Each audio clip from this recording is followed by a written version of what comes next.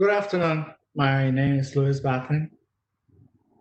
I work with colleagues Divesh, Jadab, and Flores of IBM Research. I will be talking about the concept of RiderS, which is a privacy-aware, decentralized, self-driving ride-sharing ecosystem. This is the outline of the talk. We're going to go through background, vision, architecture, some results, and some final thoughts. Uh, as some of you may know, there are multiple levels of automation, anywhere between node automation to what they have Model X, Model S, and so on, which is in level 2, level 3, level 4, which is somewhat of a dream and realistic dream, which is expected within the decade, and then level 5, which is the holy grail, the full self-driving, no limitations, many years away.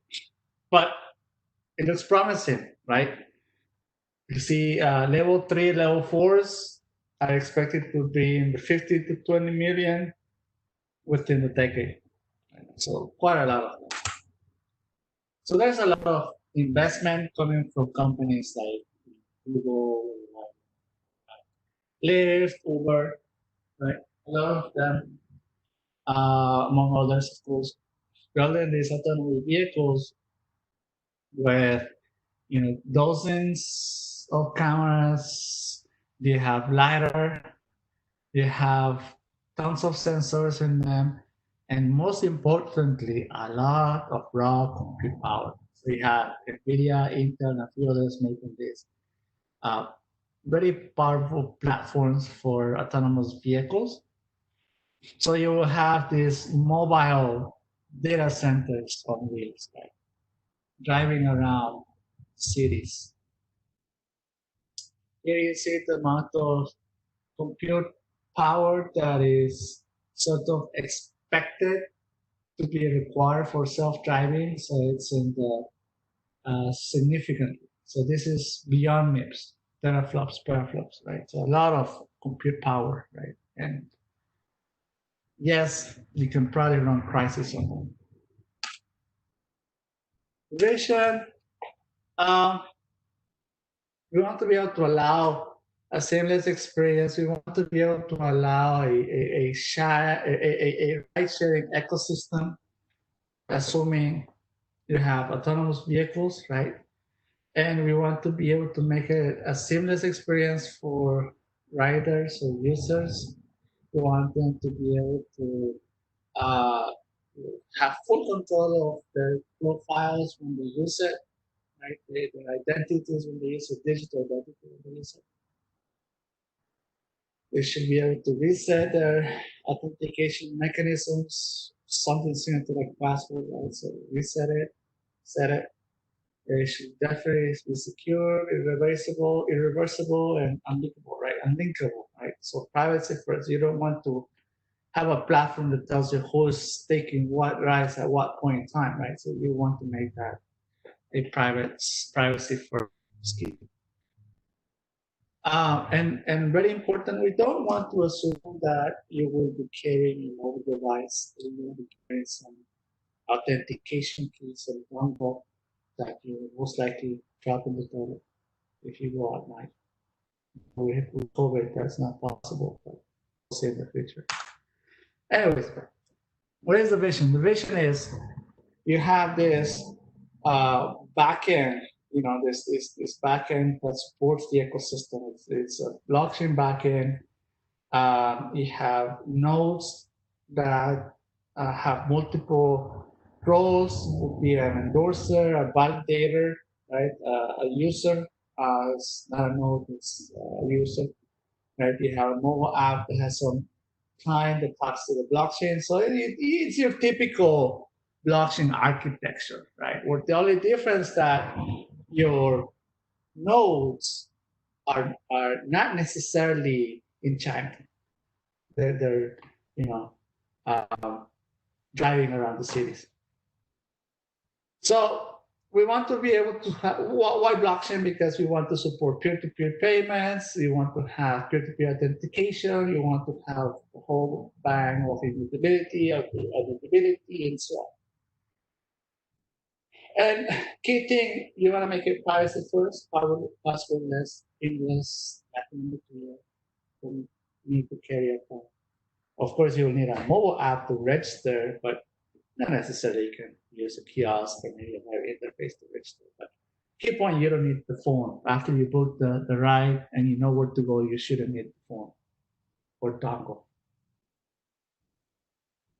Vehicles are actual nodes in the ecosystem, as I said, because they will have a lot of compute power, and we want to take advantage of that.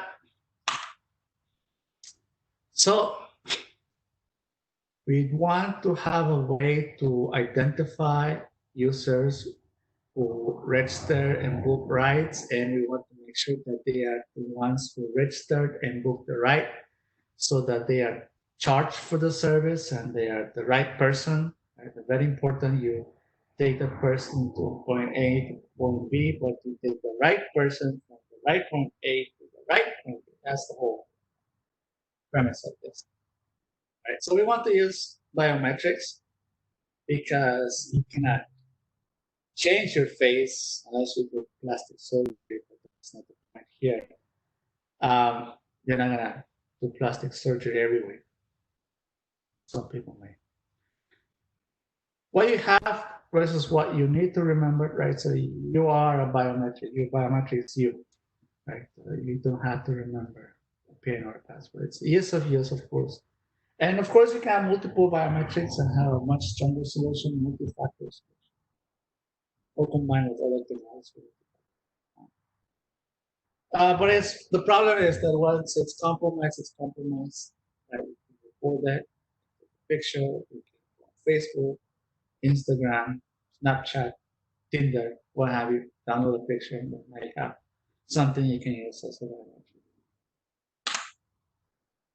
So we want to avoid the types of attacks, like think of a replay attack. So you have somebody's picture, you can use that person's picture to authenticate. So we want to avoid something like that. We want to be able to say, I'm going to register for a ride with this system or this ecosystem, and I'm going to use one profile with this ecosystem, another profile with this other ecosystem, right? And I want to do it so that I have different profiles, but if I use my raw biometric cannot be used in both places if you want to use different sources for different places. Right? So that's where this concept of cancelable biometric come in place, where you apply distortions to the base biometric, and then you do transformations, and then you do the matching, no match, match, no match test using this transformation. So in this example, for instance, you have a source that does not match the transform, but when you register a transform and then you try to do a match, as long as you apply the same transformations, the same distortions, you will have a match. A previous work introduced the concept of self-sovereign biometric identifiers, or selfies. It's not hashtag selfies. Look us up on YouTube, trending worldwide. Anyways, we had this concept of selfies, which are basically transform biometrics. So it's going through an irreversible. It's proven to be irreversible, unlinkable, and cancelable transform. So the novelty is the cancellation and the unlinkability portion. And follows the concept of self-sovereign identities. In this case, self-sovereign biometric identity. So you have full control of your biometric. And you can endorse them. You can go to a DMB, you can go to a DMB and say, hey, this biometric or this selfie belongs to me. The DMB, I can go to a DMB kiosk. The person at the DMB can attest that when I use my biometric to authenticate, they know that it's me, so they can then sign it up and authenticate and endorse it, right? So you have a verifiable selfie from that perspective. And you can use it for many things. You can have multiple selfies one selfie per account, social media, bank, password, and so on. So that gives you the power of self-sovereignty, right? So this is sort of the flow of how that is generated. You start with the basic image, you apply a set of seeds that distort the image, you then go through a set of filters that extract some features, from which you can then convert it to a binary map, which is then decomposed into n by n words, which is regions. And for each region, you have a Bloom filter that says whether or not a given feature is or not in the image. And so you end up with, um, uh, in this case, let's say a 16-bit Bloom filter, you end up with hundreds of these Bloom filters. And so your end selfie is nothing but a long bit stream of Bloom filters. Keep that in mind. Ecosystem, as I said, you have your traditional blockchain backend with the autonomous vehicles, which will run clients or full nodes. They provide the ride sharing, you get rewarded for doing so. You have users who interact with the ledger via some app, and the wallets are responsible for managing their selfies and their coin, of course. Endorsers are basically nodes that verify transactions, signs them, and submit them to the network. Validators are responsible for quorum and consensus. And you have this concept of a smart exchange that is responsible for the sort of conversion from fiat or different cryptocurrency to the currency used in the ecosystem. And one embodiment or implementation would be maybe required to have accounts across multiple chains like Ethereum, Bitcoin, so that they can do verification of funds when needed. So if I'm a user, I need to download the app, right? I need to create a wallet. I need to populate it with coin. Basically, I need to go to an exchange, or maybe the exchange is on the app, and then I have to prove that I have funds or create funds. So the exchange would have to mint the coin to be used in the market. The stack is as follows. This is a generic stack. Different bits and pieces will go into the client versus the full node. Details on the paper. So you have this upper layer, which is responsible for generating the selfies. You have uh, the key management component. You have a GPS, secure GPS module, which is very useful to identify locations. And then you have the network layer that talks to the blockchain. Um, uh, uh, component. So that's things like consensus, block explorer, the PhD, the mempool, and so on. Transaction types, you have issuance. As I said, this is where the exchange goes and validates funds and then mints the necessary coin to that. We're not minting like Bitcoin does or Ethereum. We're actually the exchange is actually doing the minting in this case. A register transaction basically allows users to register their selfies with the ecosystem, and of course will require some verification. Pick up, drop off transactions. Each of these requires a selfie verification, which is a selfie verification is basically a matching, right? A biometric match or no match transaction. And then make trigger events like deposit or payment, full payment, and then cancels your location provider. And, okay, so proof of matching. Proof of matching is basically a type of proof of work. The key difference is that instead of doing hashing, we are going through the process of verifying matches. So what that means is that you verify whether or not biometric matches or does not match, right? And goes through the whole process of gathering transactions, generating the block, and then for the block going through the proposal commit phase, and then adding the block to the consensus. So that's all done through quorum and gossip. Okay, so quick evaluation of the different pieces of the ecosystem. We wanted to evaluate the accuracy of the biometric authentication. We wanted to look at the privacy aspects of it. We wanted to look at the performance of proof of matching and the scalability of theoretical scalability of proof of matching.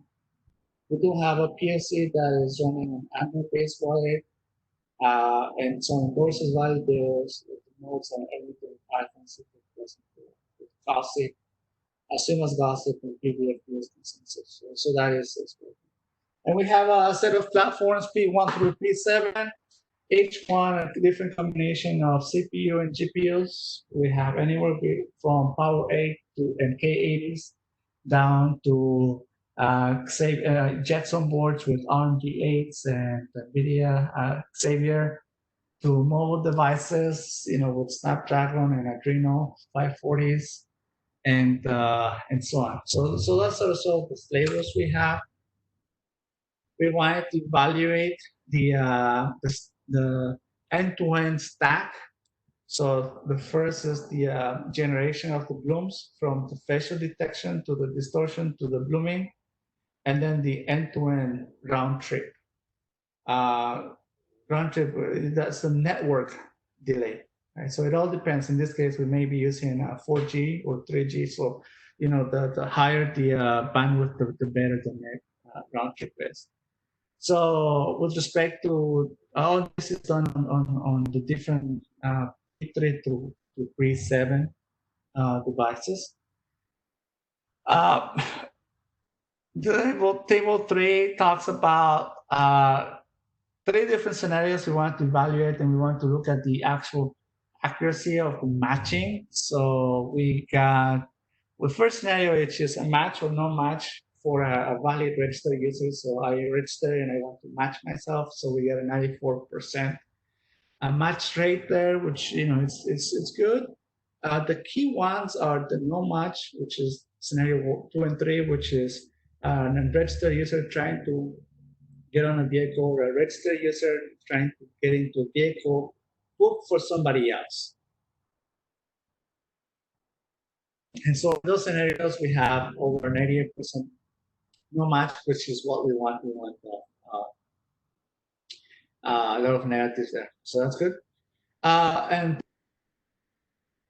bit level difference in selfies. So this is the unlinkability analysis, basically trying to, in the whole ecosystem, for all the selfies taken, what's the difference between the same user using the different seeds versus all users using the same seeds, right?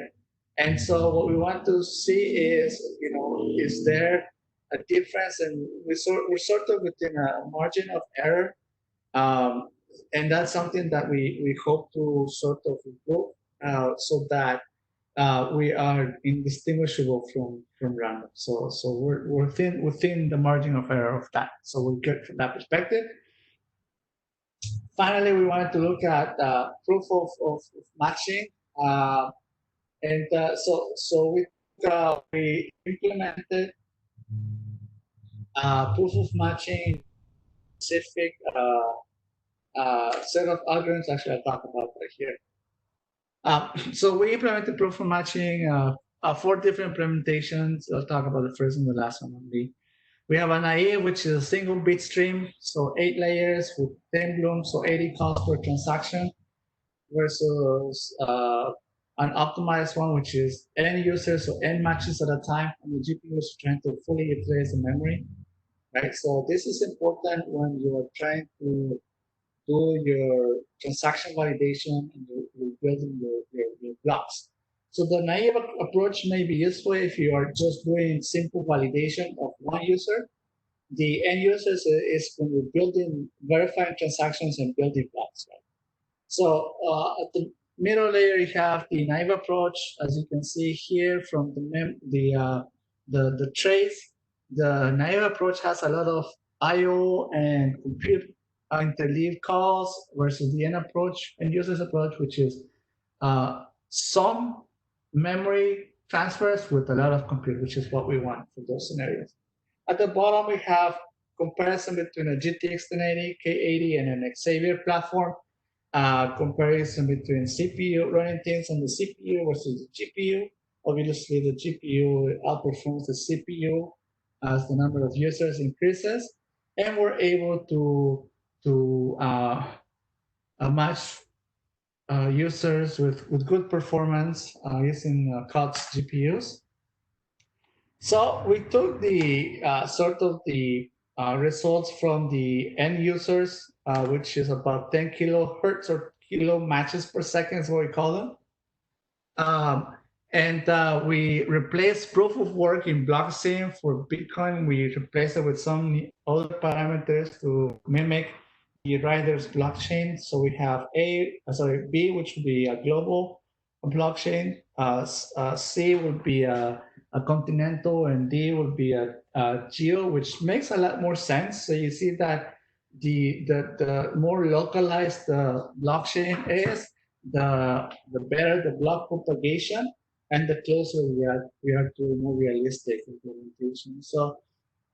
So the thing here is block propagation is definitely impacted by the size of the bloom filters. As I said, for each biometric is about 6K in size. So that can significantly increase as you start building blocks from that. And of course, the 10 kilohertz is more or less due to us using COTS GPUs, but you can very well do an ASIC to improve the performance of the ecosystem.